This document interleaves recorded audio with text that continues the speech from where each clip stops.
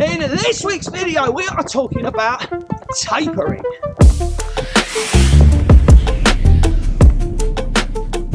What is up, everybody, and welcome to London Marathon Training 2021.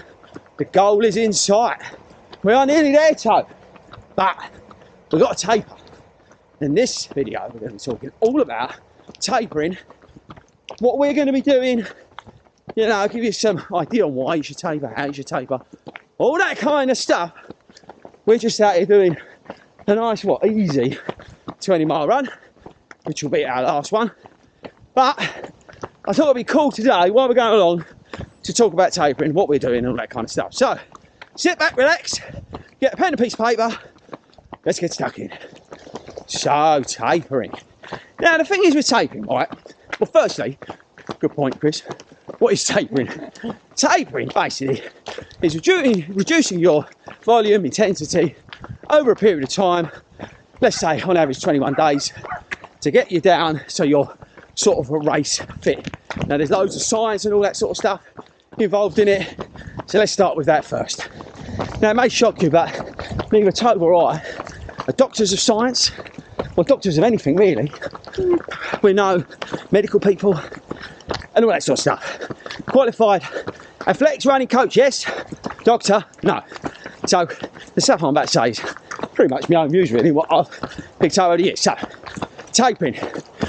The idea is, effectively, is to repair your muscles, reduce that fatigue, build your sort of stores back up that you depleted, mentally freshen you up over the period of time to get you ready for that race day.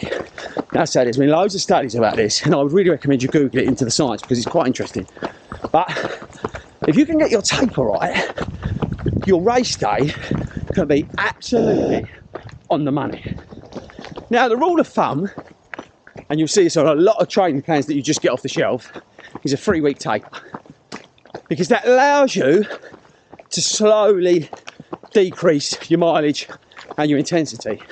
The worst thing about tapering is that as an athlete, you think, I'm not going to be able to do it, and I need to keep up running. If I can't run, I'm not going to be able to complete the mileage, and all those sort of paranoia comes into your head.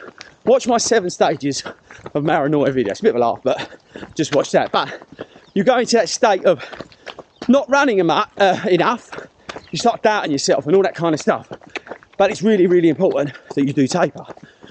But like I was saying, so there's 3 weeks on most plans. Now, that works for some and doesn't work for others, and that's why some of those, you know, off-the-shelf plans, although they're good, and most of them are free, you know, they're not built around you. And I'll give you an example. I personally like about a 2.5 week taper. That is what works for me. So I lower my mileage intensity, but not until about 2 weeks out. And also, I like to do a half marathon before my marathon. Not on the day, but the week before.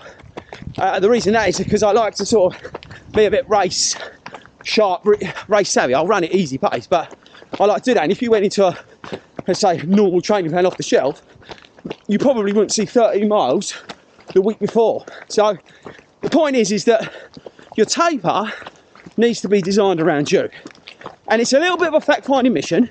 If you're doing your first marathon, then go with the rule of thumb or whatever's on your plan and just try and see how it works.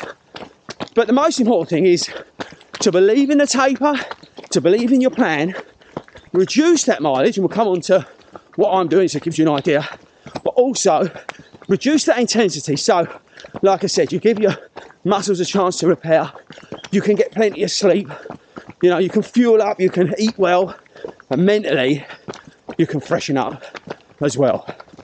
So to give you some numbers and some feel about where you can't go with your taper, I'll give you what I'm doing. Now, we're doing 20 miles a day, easy. We're going to do the element of pace on the way back, but we've already done 3 20-milers, so I wouldn't necessarily go on the fact that we're doing this 20 mile and how we're doing it. But work on the assumption you do your big run, whether that's 16, 18, 20, 24, whatever.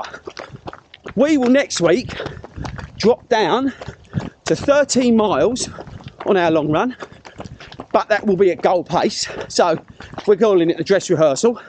So that's what we're going to do next week. In the week, I will still maintain the 6 run pattern.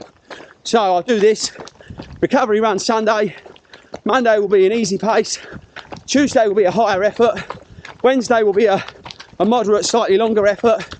Thursday, rest day. Friday, let's say an easy effort. But what I will start to do on those harder efforts and those medium efforts where I'm looking at goal pace, I will tone them down. So my effort levels next week, let's say it's 100%, right? I'll go down to about 70% next week from where I was in terms of intensity and effort levels. But my mileage will only drop a little bit, and most of that drop will come from the long run. The second week, so we've got, you know, that week and then a week and a bit left, or no, half a week, sorry. So I'm 2.5 weeks in. Will be the long run. Will again be 30 miles on the Sunday. Like I said, I want a half marathon in my legs in terms of race prep. But in that week, my 6 run week will go down to a 5 run week, and my high efforts will go down to medium efforts. And guess what? Everything else gets dialed down. I'm then running at about 50% effort level. Still keeping it up, still ticking over, but I drop everything down effort level by 50%. So, I don't know, so let's say club run, we're going out, usually we would do 6k, I don't know, down the river, whatever. I'd be pushing along. I'd now do maybe 5k and I'd run that easy. That's the sort of difference. It's not a massive switch, it's more a mental thing that I'm not just 100% committing to the run, I'm just dialing it down, and that second sort of week will be down by about 50%. And then the final week will literally be 4 runs. We've got, what is it, 3 club sessions, all easy.